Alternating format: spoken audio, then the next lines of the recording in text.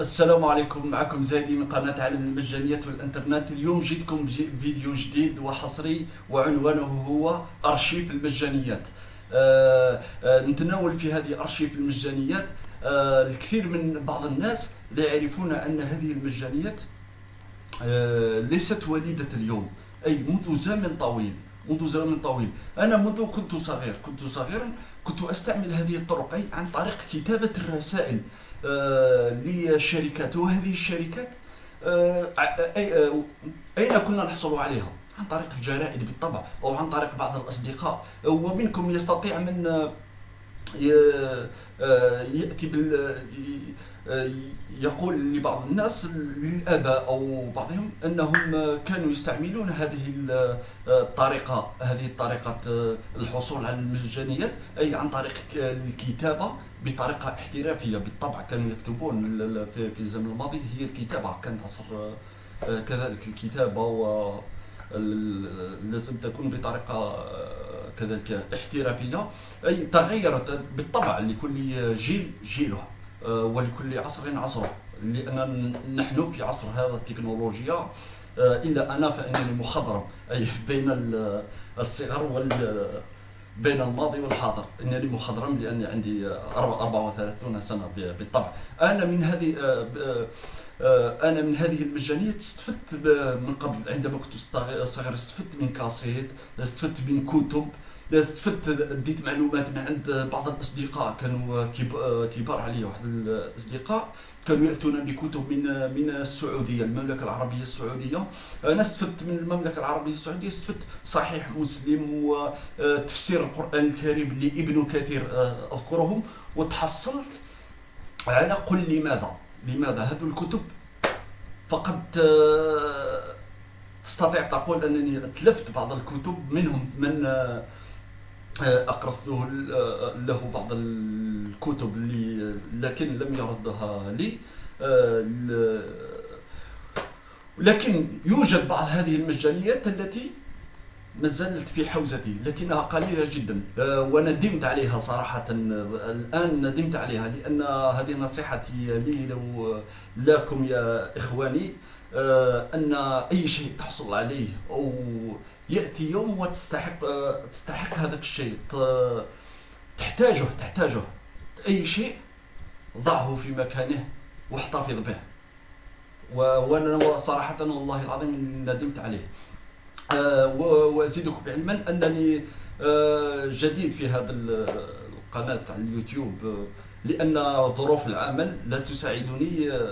ظروف العمل، أي واحد يخرج 6 صباحا يدخل إلى بيته 6 مساء، لا تعطيه الوقت الكامل. وتعرفون الواحد عنده عائلة متزوج، عنده عائلة، ما يكونش عنده هذاك الوقت الكافي اللي لا تكون له تلك الساعات الكافية لفعل الفيديوهات على اليوتيوب، وفعل، تعرفون هذا، كل فرد يعرف هذا الظرف هذا. ومنها دعنا من العائلة وغيرها، نذهب إلى هذه المجانيات. قاد في الأرشيف هذو أشهر قادة الإسلام. هذا من وهذا الكتاب إنه يتلف بعض الشيء، كتاب عن الإسلام، عقيدة وشريعة، إنه قديم شوية جدا. هذا حصلت عليه من السعودية. هذا صفة صلاة النبي صلى الله عليه وسلم.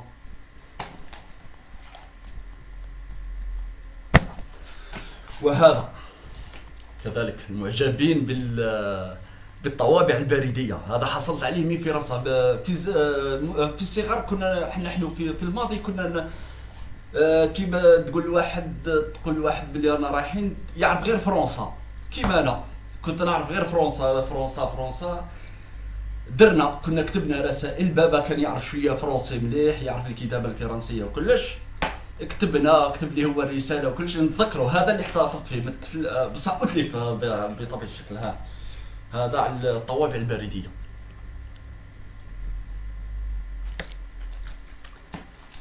طوابع هنا زعما اللي الهواة الطوابع البريدية هذوك يقوموا بجمعهم ويحطوه لهنا. انا نظن احتفظت بواحد الطوابع بصح الا تاع الجزائر، الا للجزائر. هاو الكتاب كيف دار تاع الطوابع البريدية. اظن انه لدي بعض الطوابع البريدية تاع الجزائر. هذو طوابع الجزائرية خاصة تاع الجزائر فقط كما ترى.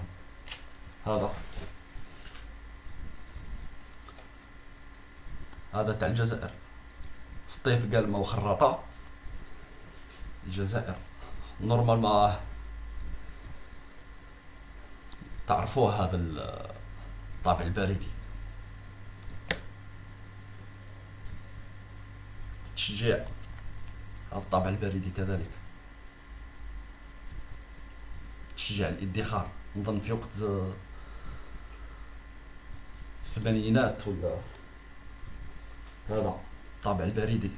هذوك احتفظتهم كي كنت صغير، او امامكم هذا.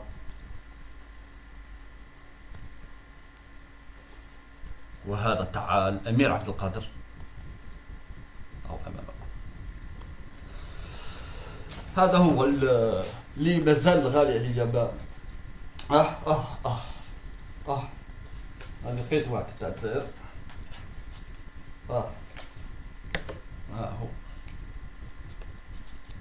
اسمحوا لي.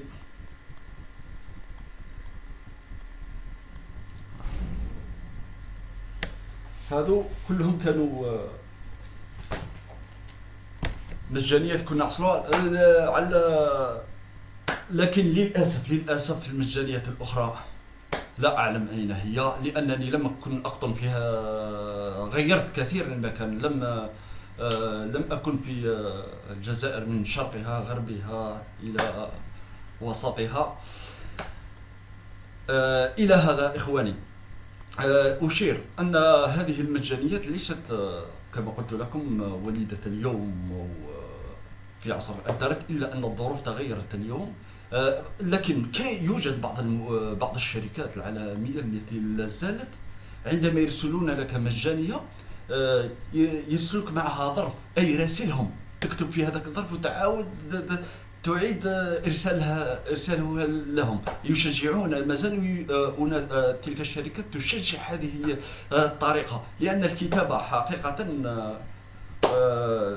يجب أن إلا الكتابة لا تنتهي إلى يوم القيامة.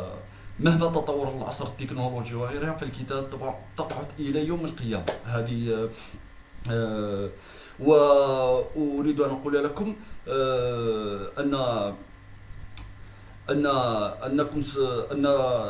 أن أشكركم أولا، أن أشكركم عن الإعجاب. في 6 أيام درت لي فوق 100 اشتراك. هذا شيء يفرحني كثيرا، وشكرا شكرا شكرا شكرا. وهذا الشيء أعتز به وأتشرف به. أنا في الحقيقة أنني في عطلة استفدت من هذه العطلة للقيام بهذه الفيديوهات على اليوتيوب، وقمت استغللت هذا الظرف وقمت بهذه هذا الفيديو. وإلى هذا يا إخواني إن شاء الله مع فيديوهات إن شاء الله ليست أرشيف المجانيات في الطفح، مع جديد المجانيات لكل زمان عصره بالطبع، لكل جيل جيله. هذه هي. إلا أنا فإنني مخضرم بين الجيل الآخر والجيل هذا. إخواني انتظروني في فيديو جديد إن شاء الله. والسلام عليكم، وشكرا وشكرا وشكرا. السلام عليكم.